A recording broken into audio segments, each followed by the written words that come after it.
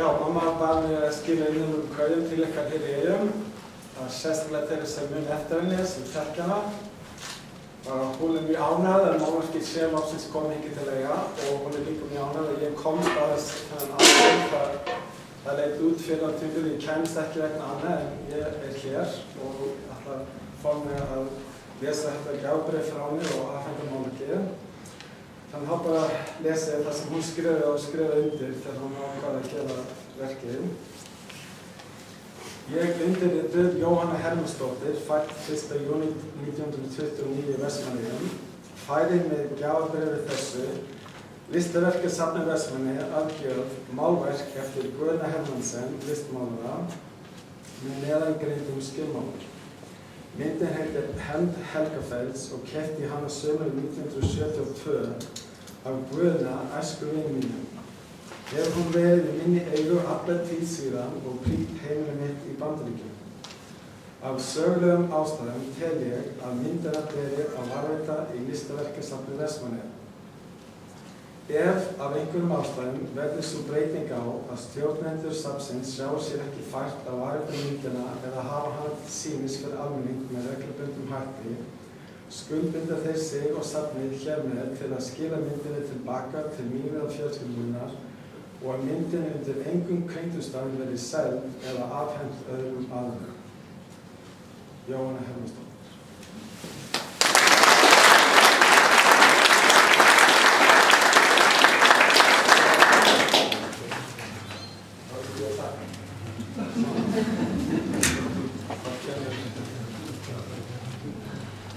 Málverk sem hefur prýtt stofan í okkar heimili þegar ég var að alast upp og ég ekki meint kannski alast upp en eftir 1972 þá alltaf þegar ég fór í heimsóknum þá var þetta verk í stofunni. Þeir ekki týpa aðeins?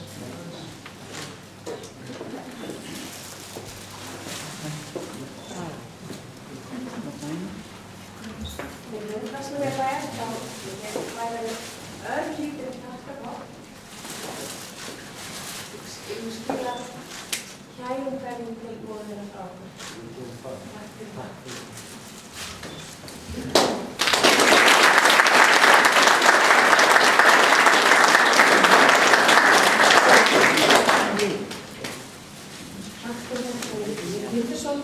Ég er forseti bæjarstjórnar Vestmannaeyja og fæ ávarp að ykkur með þetta tækifæri í gerðinu eftir að við svona bæjarstjóran hann bjóð fyrir síðan bestu hverjur því hugleiktið vil ekki verið við þennan merkilega viðburð.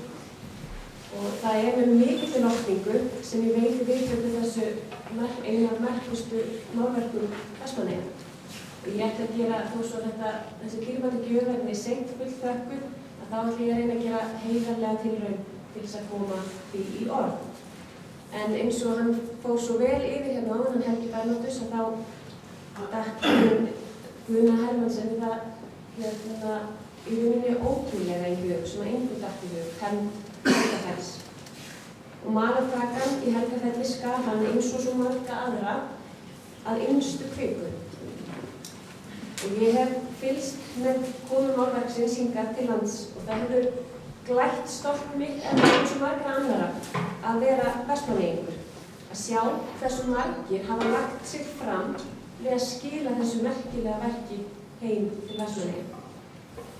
Fyrst og síðast held ég að hugsa um móður þinnar sem hefur auðvitað misst mikið því verkið hefur fylgt henni eins og hún segir og ykkur í meira því hálfa öld og því auðvitað færum við okkar dýpstu þakkir og óskum við þess að þú færi henni þessar dýpstu þakkir og öllum þeim frá okkur og öllum þeim sem að þykja hættum menningararf Vestmannaeyja.